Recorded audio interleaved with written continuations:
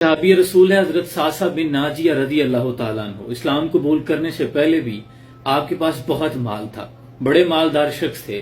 آپ کی حویلی میں اکثر مسافر قیام کیا کرتے تھے، ایک ایسا گھر جہاں سے ہر سائل کو کچھ نہ کچھ کھانے کو عطا کر دیا جاتا۔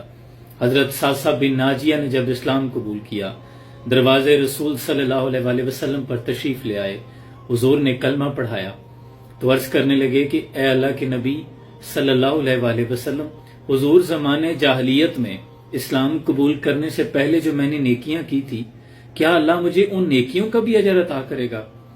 قربان جاؤں مصطفیٰ کریم آقا نے پوچھا، تو نے کون سی نیکی کی ہے؟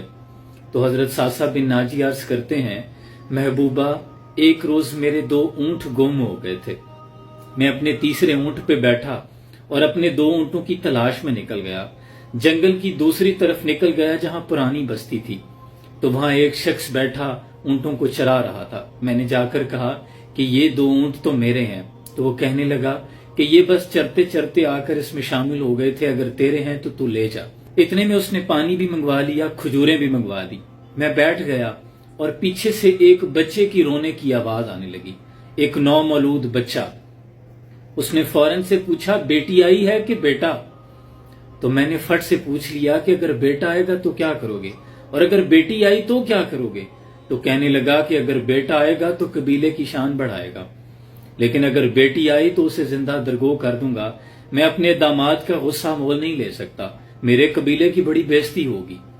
استغفر اللہ، یہ زمانے جاہلیت کی بات ہے۔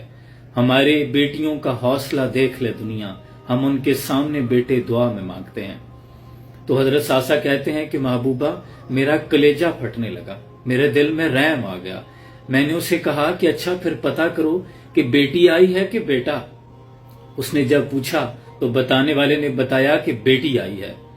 تو میں نے پھر پوچھا کہ تم واقعی اسے زندہ دفن کرو گے؟ تو وہ کہنے لگا کہ ہاں، میں اسے زندہ دفن کر دوں گا۔ تو میرے دل میں رحم آ گیا۔ نبی خدا، میں نے اسے کہا کہ تو ایسا کر، یہ بیٹی دفن نہ کر، یہ بیٹی مجھے دے دے۔ تو وہ کہنے لگا کہ بدلے میں تو ہمیں کیا دے گا؟ تو میں نے کہا کہ تو میرے یہ 2 اونٹ رکھ لے، یہ بیٹی مجھے دے دے۔ تو وہ کہنے لگا کہ نہیں، 2 نہیں، جس پہ بیٹھ کے تو آیا ہے یہ اونٹ بھی لوں گا۔ امام طبرانی نے اس واقعے کو طبرانی میں نقل کیا ہے۔ تو میں نے اس شخص سے کہا کہ اچھا ایسا کرو کہ تم کوئی شخص میرے ساتھ روانہ کرو جو مجھے حویلی تک چھوڑ دے، اور واپسی پہ یہ تیسرا اونٹ بھی میں اس کے حوالے کر دوں گا۔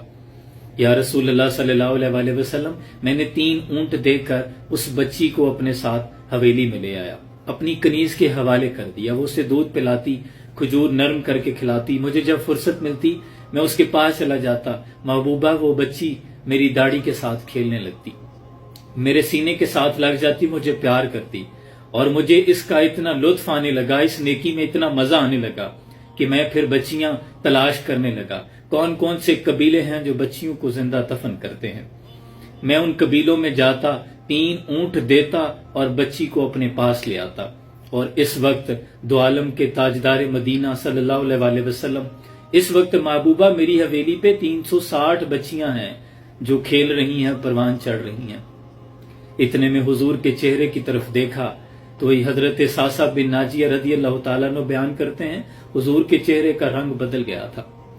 مصطفیٰ کریم آقا کی داڑھی مبارک سے آنسوں کے قطرے ٹپک رہے تھے۔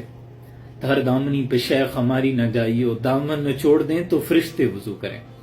اتنے شفیق آقا ہیں، حضور نے آگے بڑھ کر مجھے سینے لگا لیا، مجھے سینے لگا کے پیار کیا اور کہنے لگے کہ یہ تجھے اللہ نے انعام ہی تو دیا ہے، یہ تیری ان نیکیوں کا صلہ ہی تو ہے کہ تجھے دولت ایمان سے سرفراز کر دیا ہے، اللہ نے تجھے قبول کر لیا ہے۔ قربان جاؤں۔ اور پھر حضور نے فرمایا، یہ تو وہ انعام ہے جو اللہ نے تجھے دنیا میں دیا ہے، ایک وہ انعام ہے جو کل قیامت کے روز اللہ تجھے عطا کرے گا۔ قربان یا رسول اللہ صلی اللہ علیہ وسلم، بیٹیوں سے پیار کیجئے، یہ حضور کی سنت ہے۔